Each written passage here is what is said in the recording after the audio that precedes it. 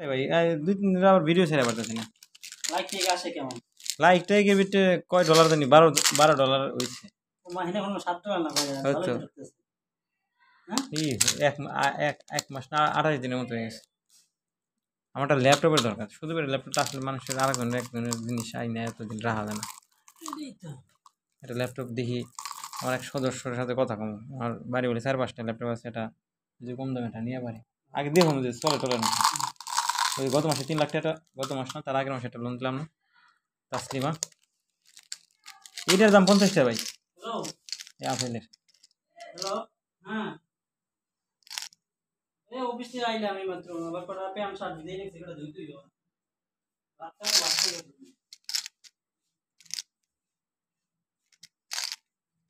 কি খবর? কি করো? হ্যালো। ই কমছে তোমার?